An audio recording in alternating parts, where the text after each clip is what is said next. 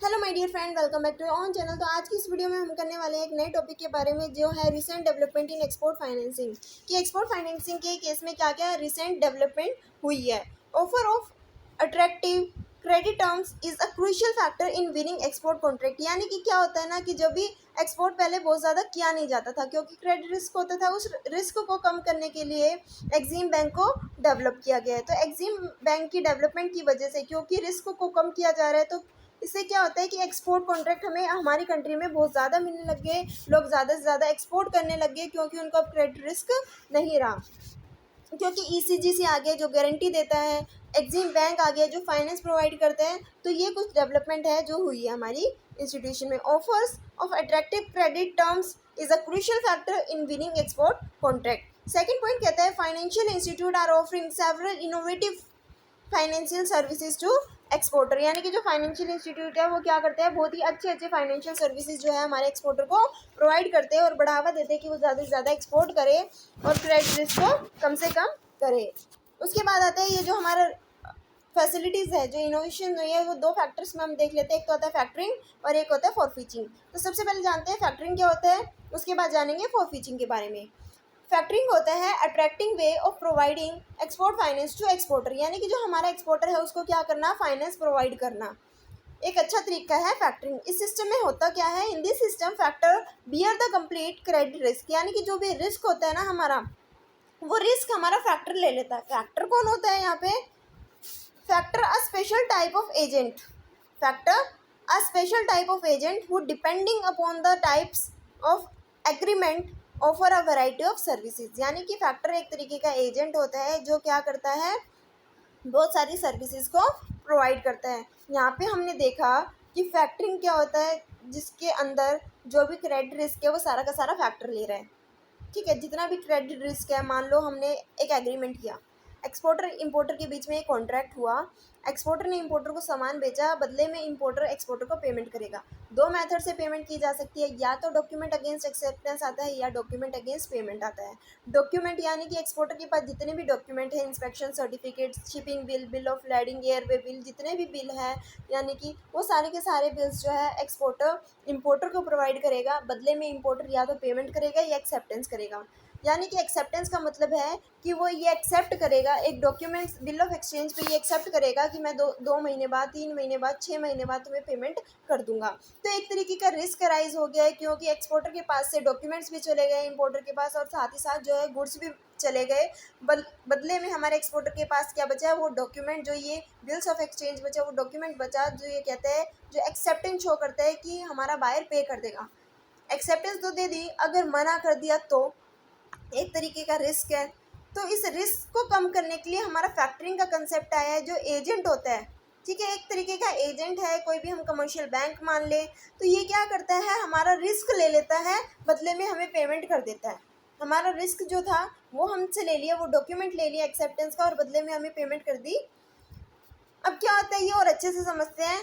A special type of agent who depending upon the type of agreement. यानी कि किस तरीके का एग्रीमेंट है, उस एग्रीमेंट के अकॉर्डिंग हमें बहुत सारी सर्विसेज प्रोवाइड करते हैं। सर्विसेज किस तरीके की सर्विसेज प्रोवाइड करता है, including coverage of credit risk.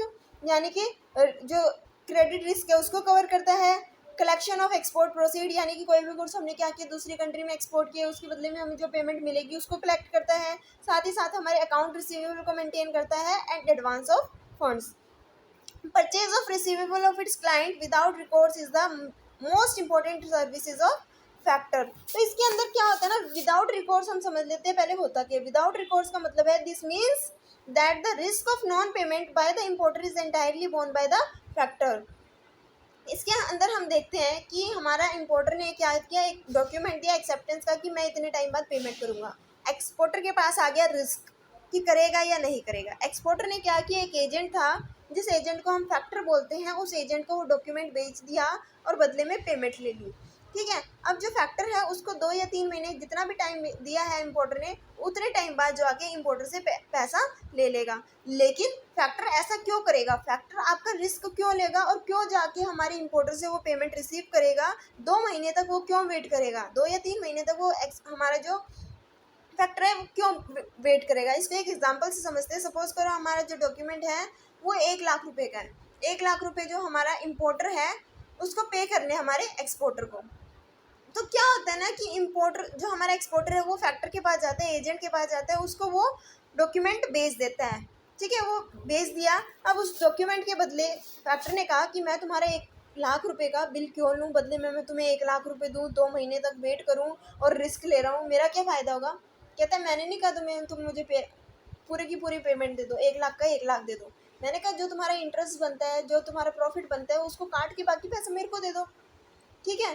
तो इससे क्या हुआ कि मान लो उसने 2,000-3,000 रुपए काट लिए एजेंट ने, बाकी के जो 97,000 थे वो हमारे एक्सपोर्टर के पास आ गए। एक्सपोर्टर को वेट नहीं करना पड़ा 2-3 महीने तक कि कब इम्पोर्टर पेमेंट करेगा और कब उसको पैसा मिलेगा। विदाउट रिकॉर्ड्स का मतलब है कि जो रिस्क है ना, अब हमारे एक्सपोर्टर के पास नहीं है, रिस्क हमारे एजेंट के पास चला गया और जो पेमेंट है वो एजेंट ही कलेक्ट करेगा हमारे इम्पोर्टर से। अब एक्सपोर्टर का कोई मतलब नहीं है। तो ये था हमारा फैक्टरिंग विदाउट रिकॉर्ड्स के अंदर। और एक नई चीज़ डेवलप हुई है इंडिया के अंदर इंटरनेशनल एक्सपोर्ट फैक्टरिंग सर्विसेज में विद रिकॉर्ड्स। अभी हमने पढ़ा विदाउट रिकॉर्ड्स। विदाउट रिकॉर्ड्स का मतलब कि जो रिस्क था वो एजेंट के पास पहुंच गया, हमारे एक्सपोर्टर को पेमेंट मिल गई और रिस्क भी खत्म हो गया। लेकिन विद रिकॉर्ड्स का मतलब है कि रिस्क जो है एक्सपोर्टर को मिल जाएगा। क्या मतलब हुआ, in India international export factoring service on with records basis have been approved by RBI. RBI ने एक अप्रूवल दिया विद रिकॉर्ड्स बेसिस का। ये विद रिकॉर्ड्स बेसिस होता क्या है इसके बारे में समझते हैं। Exporters factor will make prepayment to the export against approved export receivables. Exporter factor will make prepayment to the export against approved export receivables on the receipt of payment from the importer on due date of invoice. Importer's factor remit the fund to the exporter's factors. The exporter factor pay to the exporter after deducting the amount of prepayment. तो होता क्या है इसको देख लेते हैं। इसका मतलब है विद रिकॉर्ड्स बेसिस का मतलब जो हमारा एक्सपोर्टर था, हम सेम एग्जांपल लेके चलते हैं 1 लाख रुपए वाला। 1 लाख रुपए वाला हमने एग्जांपल लिया कि हमारे एक्सपोर्टर को 1 लाख रुपए की ज़रूरत है, लेकिन अभी हमारा जो इम्पोर्टर है वो पेमेंट कर नहीं सकता क्योंकि उसके पास अभी है नहीं, या फिर वो किसी भी तरीके से 2-3 महीने बाद का अगर टाइम लिया है तो 2-3 महीने बाद ही पेमेंट करेगा। लेकिन यहाँ पे हमारे एक्सपोर्टर को पेमेंट चाहिए, पैसा चाहिए, तो पैसा कहाँ से लाए। तो एजेंट जो है वो क्या कर रहा है, फाइनेंस प्रोवाइड कर रहा है। मान लो 1 लाख रुपए का एग्रीमेंट है ना, तो हमारा जो एक्सपोर्टर है उसने क्या किया, डॉक्यूमेंट्स दिए एजेंट को, फैक्टर को, और बदले में एजेंट ने हमारे एक्सपोर्टर को 60,000 रुपीज़ जो है वो दे दिए, 60,000 रुपीज़ दे दिए और बदले में वो डॉक्यूमेंट है। अब क्या है ना, इन दोनों के बीच में ये कॉन्ट्रैक्ट हुआ कि जो हमारा एक्सपोर्टर वो 60,000 क्यों लेगा, उसने उसको एक बार पैसा चाहिए था, उसको एक बार पैसा मिल गया, उसको इंतज़ार नहीं करना पड़ रहा कि कब इम्पोर्टर देगा। अब 3 महीने बाद जो हमारा एजेंट है, जो फैक्टर है, वो इम्पोर्टर से पेमेंट लेता है, ठीक है। जो इम्पोर्टर का फैक्टर है, जो इम्पोर्टर का एजेंट है, उससे पेमेंट मिल गई। अब पेमेंट मिलने के बाद जितना पैसा उसने दिया हमारे एक्सपोर्टर को, 1 लाख रुपए मिल गए एजेंट को।